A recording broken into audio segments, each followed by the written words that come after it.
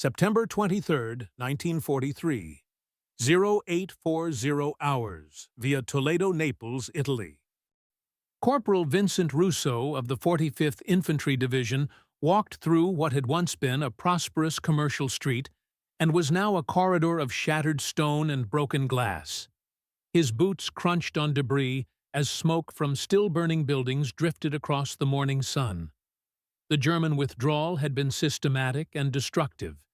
Bridges demolished, port facilities sabotaged, anything useful to occupation forces destroyed or removed. But it wasn't the physical destruction that stopped Russo mid-stride. It was the children.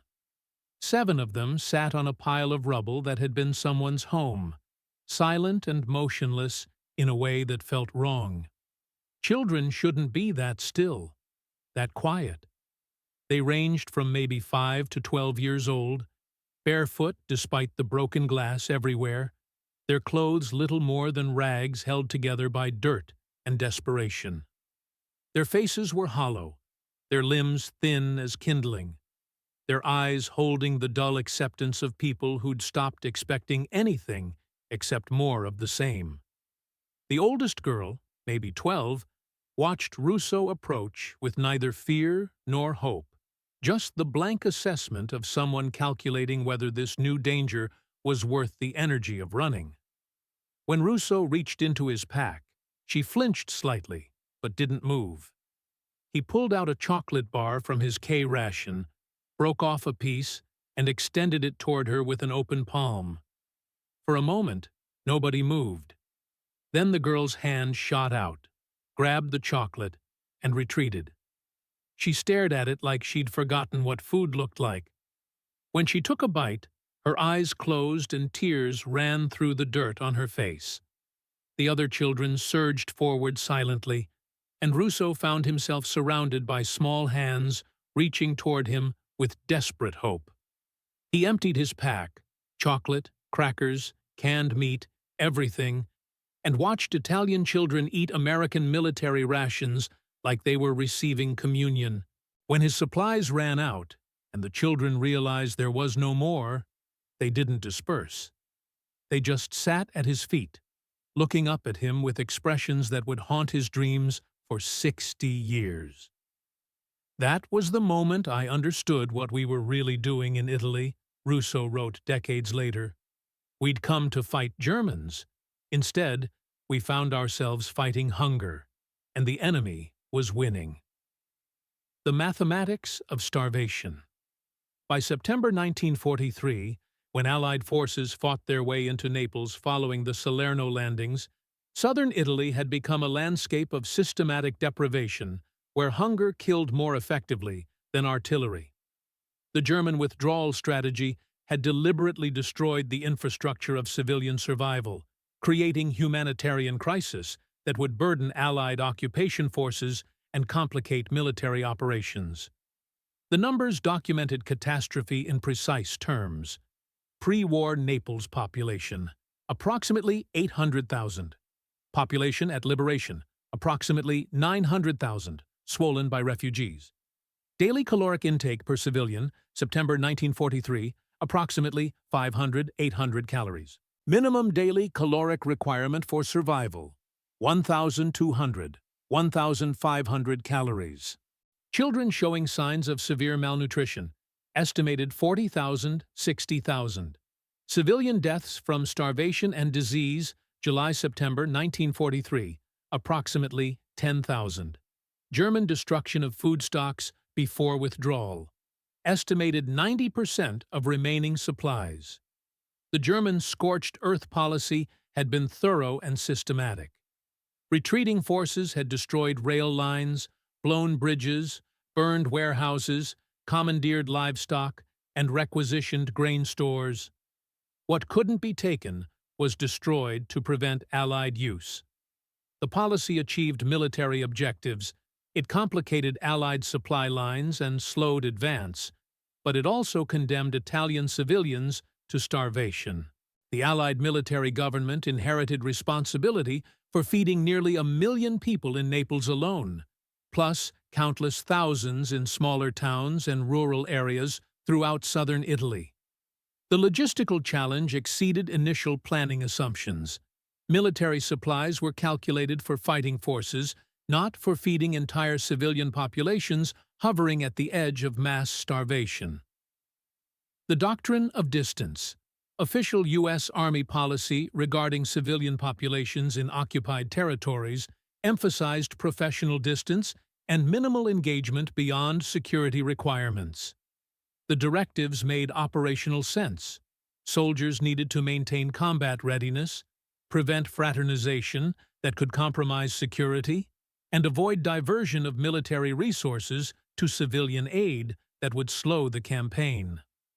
The policy assumed civilians in occupied territories would be hostile or at best neutral, that providing aid would create dependency and complicate military operations, that soldiers needed clear boundaries between combat mission and humanitarian impulses.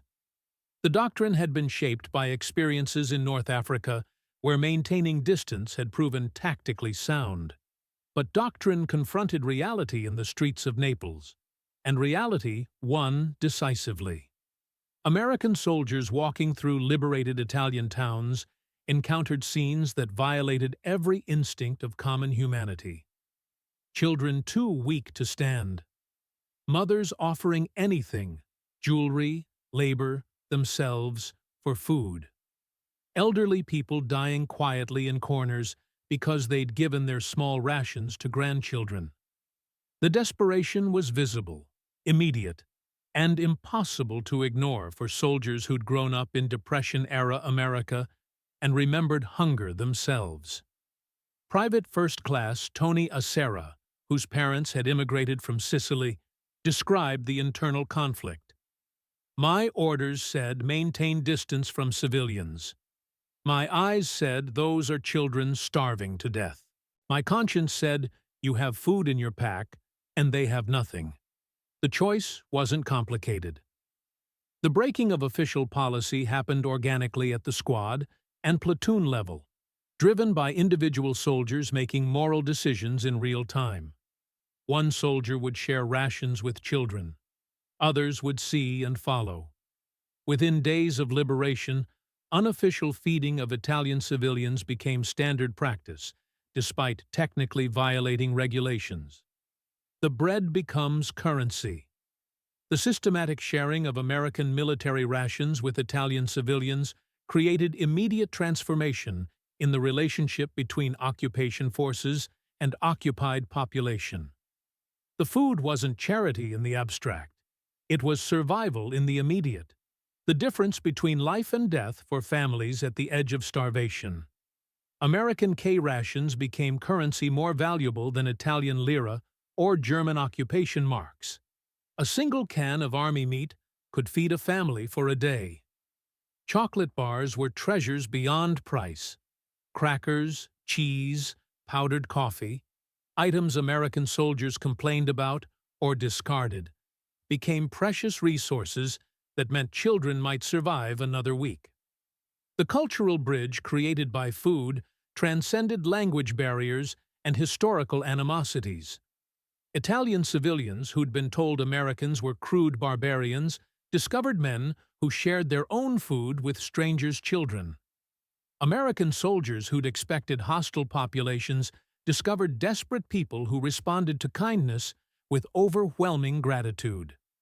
Maria Esposito, 10 years old at Naples' liberation, remembered her first encounter with American soldiers. "We were hiding in the basement of a destroyed building. My mother was sick. My baby brother was crying from hunger. When American soldiers came down the stairs, Mama pushed us behind her, expecting the worst. Instead, a soldier who looked barely older than my teenage cousin smiled and handed us cans of food. He said something in English we didn't understand, but his face said everything. He wanted to help. My mother cried and kissed his hands. He looked embarrassed and just kept saying, 'Okay, okay,' and giving us more food." The improvised mercy. As word spread through American units about civilian conditions, soldiers began organizing improvised feeding operations that went far beyond individual ration sharing. Company mess facilities started preparing extra food. Medical units distributed powdered milk for infants. Chaplains coordinated donation drives among soldiers who sent portions of their own rations to feeding centers. The operations had no official authorization. They emerged from collective decision-making by soldiers who decided feeding starving children took precedence over regulations about resource allocation and civilian contact. Officers who might have enforced policy looked the other way, unwilling to order their men to withhold food from dying children. Technical Sergeant Frank DeLuca, a mess sergeant from Philadelphia, converted his company's field kitchen into a de facto civilian feeding station. We were supposed to feed the company, maybe 200 men. Instead, we started feeding maybe 500, 600 civilians daily, mostly children and elderly. I requisitioned extra supplies by being creative with paperwork. When supply officers questioned the numbers, I invited them to come see who was eating. They saw the kids and stopped asking questions. The feeding operations revealed American logistical capabilities that impressed Italian civilians accustomed to chronic shortages even before war's destruction. The ability to produce hot meals for hundreds daily, to distribute supplies efficiently, to maintain sanitation standards that prevented disease, all demonstrated organizational competence that contrasted sharply with dysfunction they'd experienced under fascist administration and German occupation. The operations also created employment for Italian civilians desperate for any work. Women cooked and distributed food. Men helped with logistics and setup. Teenagers learned basic English and served as interpreters. The collaboration built relationships that transformed occupation from military control to partnership in reconstruction. The children who returned. The most striking aspect of American feeding operations was how they changed children's behavior toward occupation forces. Initially, Italian children approached American soldiers with mixture of fear and desperate hope, afraid of uniformed men with guns but driven by hunger to risk contact. After days of consistent feeding, the fear disappeared. Children began following American patrols, not begging but simply present, knowing soldiers would share food. They learned English phrases, "Hello, Joe," "Thank you," "Chocolate," and taught soldiers Italian words. They became informal guides through destroyed neighborhoods and early warning systems about unexploded ordnance or remaining German stragglers. The relationships created security benefits that tactical doctrine hadn't anticipated. Children who trusted American soldiers brought information about German positions, hidden weapons caches, and local fascist officials who might pose threats. Parents who watched Americans feed their children became allies rather than potential enemies, providing intelligence and assistance that supported occupation objectives. Lieutenant James Morrison, an intelligence officer, documented the unplanned benefits. Our official intelligence gathering netted limited results. The children fed by our mess units provided more useful tactical information than any formal interrogation program. They told us everything because we fed them. Security through compassion proved more effective than security through force. The letters home. American soldiers began writing letters to families in the United States describing Italian civilian conditions and requesting personal donations of food, candy, and clothing for distribution. The letters created a grassroots humanitarian pipeline that supplemented military supplies. The correspondence revealed soldiers' emotional investment in Italian welfare that went beyond tactical considerations. They described specific children by name, told stories about families they'd befriended, explained why sending chocolate bars mattered more than sending cigarettes or magazines. Private Eugene Chen wrote to his mother in San Francisco in October 1943. Please send whatever candy or sweets you can spare. There's a little girl here named Anna, maybe 7 years old, whose whole family was killed in bombing. She lives in rubble and survives on what we give her.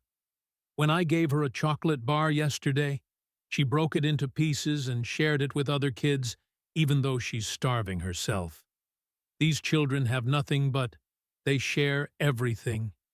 Please help me help them. The letters circulated in American communities, appearing in local newspapers, sparking donation drives in churches and schools. Packages began arriving at APO addresses in Italy, containing candy, soap, clothing, toys, items American families sacrificed from their own rationing to send to Italian children they'd never meet. The Grassroots humanitarian operation demonstrated civilian support for military conduct that prioritized mercy alongside military objectives. Americans at home endorsed soldiers' decisions to feed enemy civilians, validating the moral instincts that had prompted breaking official policy about civilian contact. The systematic response. As civilian feeding evolved from individual improvisation to organized operations, military authorities faced choice: enforce policy prohibiting civilian aid or formalize what soldiers were already doing. Practical considerations and moral pressure produced formal authorization for humanitarian assistance. By October 1943, the Allied military government of occupied territories, AMGOT, established official civilian feeding programs using military resources. The authorization recognized what frontline soldiers had already demonstrated: that stable occupation required fed populations, that preventing disease and unrest demanded addressing civilian needs, and that American values couldn't tolerate deliberately withholding food from starving children. The formalization brought efficiency and scale to operations that had been limited by improvisation. Professional logistics replaced creative requisitioning. Medical supervision ensured proper nutrition for starving populations. Coordination with civilian authorities integrated relief into broader reconstruction efforts. The propaganda value. The humanitarian assistance provided by American forces created propaganda benefits that psychological warfare specialists quickly recognized and amplified. Photographs of American soldiers feeding Italian children, stories of GIs sharing rations with civilians, accounts of mess halls opened to starving populations, all contradicted Axis propaganda about American brutality and cultural barbarism. The Office of War Information distributed images throughout Italy and to neutral countries, demonstrating that American occupation brought relief rather than exploitation. The propaganda wasn't fabricated; it documented genuine humanitarian operations, but its dissemination served strategic purposes. The Italian population's response validated the propaganda value. Communities that experienced American generosity became allies rather than continuing Axis resistance. Parents who watched Americans feed their children actively opposed remaining fascist authorities and German forces. The humanitarian operations achieved political objectives that military force alone might not have accomplished. The cultural exchange. Extended contact between American soldiers and Italian civilians created cultural exchanges that went beyond immediate relief operations. Americans learned Italian customs, language, and traditions. Italians experienced American informal culture, jazz music, and democratic values. The exchanges challenged stereotypes on both sides. American soldiers discovered Italian civilians weren't fascist ideologues, but ordinary people trapped by history and geography. Italians discovered Americans weren't crude materialists, but individuals who valued family, children, and basic human dignity. Food became the medium of cultural sharing. Italian mothers taught American soldiers traditional recipes. GIs introduced Italians to foods they'd never encountered: peanut butter, canned corn, processed cheese. The culinary exchange created common ground where language barriers and cultural differences could be bridged through shared meals. Staff Sergeant Anthony Rizzo, whose grandparents had emigrated from Naples, described the experience. "I spoke enough Italian to communicate, and feeding operations became my bridge to understanding my heritage. These were my people, or had been, 2 generations back. Helping them survive felt like honoring my grandparents, who'd made the journey to America. The Italian women taught me how my grandmother had cooked. I taught them how American soldiers lived. We built something together that transcended the war." The soldier's legacy.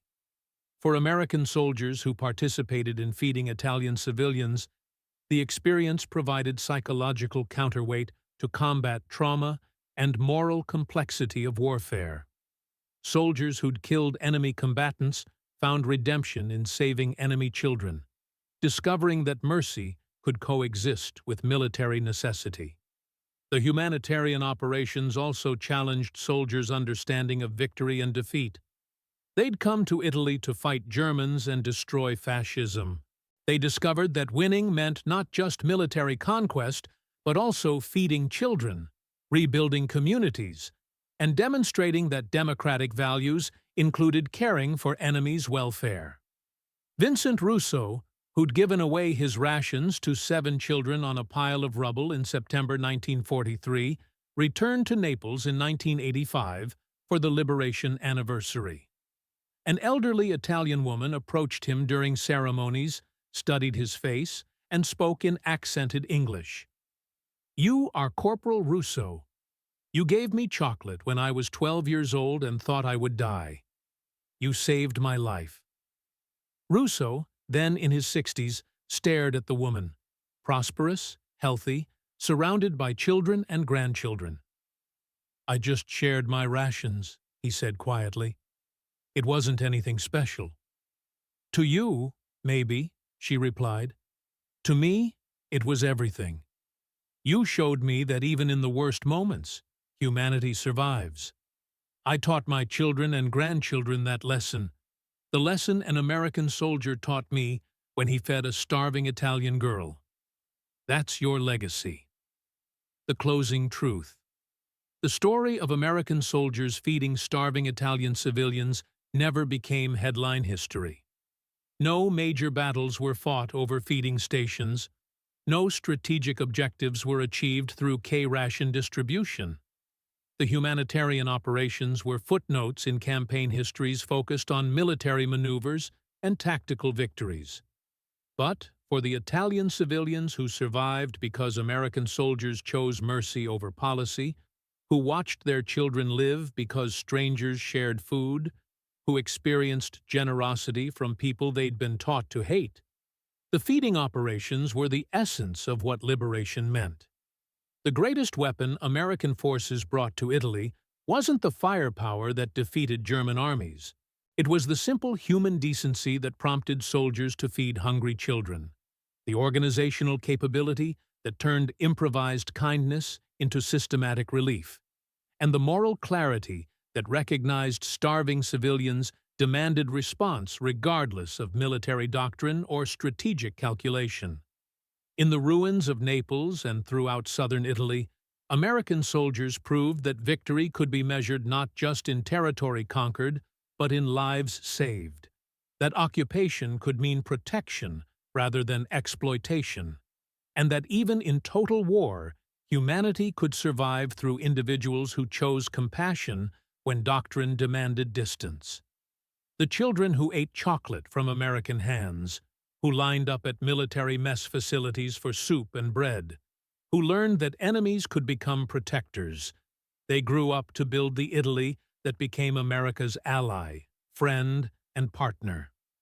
Their memories of American generosity during Italy's darkest hour created foundation for decades of cooperation that shaped the post-war world. And it began with soldiers who broke regulations to feed starving children, who decided that hunger was an enemy worth fighting even when orders said maintain distance, who understood that the truest victory wasn't defeating armies, but restoring hope to people who'd stopped believing hope was possible.